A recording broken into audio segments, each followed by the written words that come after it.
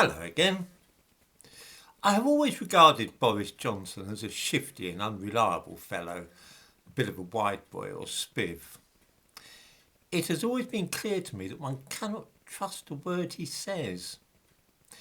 Nevertheless, when he set out his stall before the last election, just over 2 years ago, he made a number of solid promises and, what's more, set them out in print.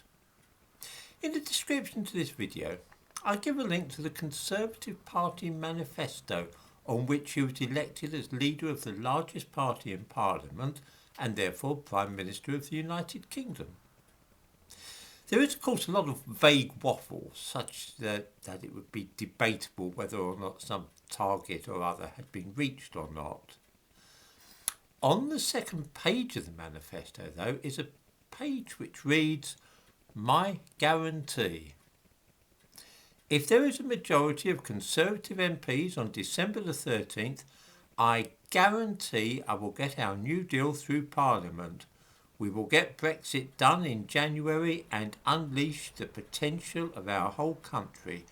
I guarantee," and they then follow a number of specific pledges, and beneath these is a facsimile of Boris Johnson's signature.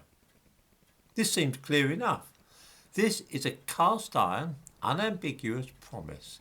The Prime Minister guaranteed it, and he was voted into office on what he had given his word to do.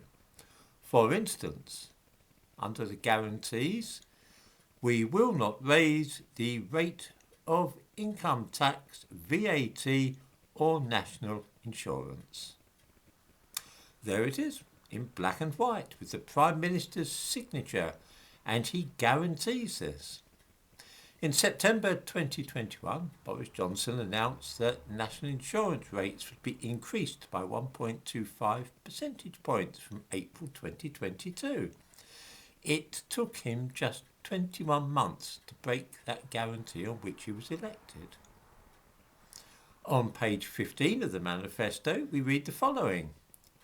On entering the government in 2010, the Conservatives acted decisively to protect the UK's pensioners.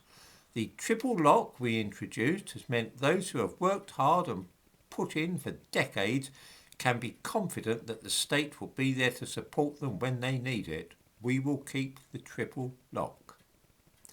The so-called triple lock was a guarantee that the old age pension would rise by whichever was highest of these three measures: average earnings, prices as measured by the Consumer Prices Index, or 2.5%.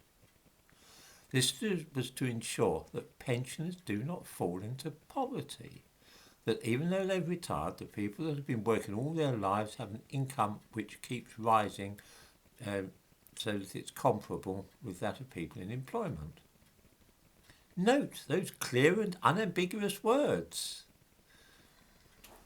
Then in September last year, the Work and Pensions Secretary, Teresa Coffey, said that the triple lock is to be suspended for 2022 to 2023. Once again, a clear promise contained in a party manifesto is ditched less than 2 years after they were voted into power. I thought that I would focus on those two promises because they are impossible to explain away. They're certainly not the only lies and deceptions contained in the Conservative Party Manifesto, but these are the easiest to nail. What I find faintly disturbing is that nobody seems to be all that worried these days about a party gaining power in this country by making false promises of this kind. 4 months after Johnson and his chums did this, I seem to be among the few people who still remember what happened, and nobody to whom I talk is interested in the party manifesto on which the Conservatives gained a landslide victory. In other words, people forgot the promises, and they promptly forgot that the promises have been broken.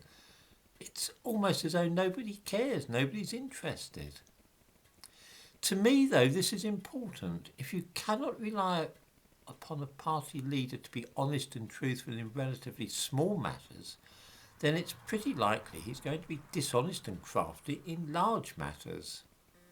By breaking his word like this, Johnson is advertising to the world that he is not to be trusted and that his promises and guarantees are quite worthless. No wonder that politicians in Europe and elsewhere don't believe a word he says and treat him as somebody slippery with whom it is not possible really to do business. He's a bad advertisement for the country as a whole. What really worries me about Boris Johnson at the moment is that as the pressure builds on him, I think he may do something catastrophically stupid, like dragging this country into a European war. It will be recalled that in early 1982, Margaret Thatcher was dreadfully unpopular. She had been found to break a word on various things, and nobody really had a good word to say for Margaret Thatcher at the beginning of 1982. Then came the Falklands War and she rebounded and won an astonishing election victory in 1983. I hope that viewers have noticed that British troops have been dispatched to Ukraine and that there are plans to send some to the Baltic states as well. When the Russian tanks roll over the border into the Ukraine, I really hope that Johnson doesn't see this as his chance to play Churchill and embroil us in a war with Russia.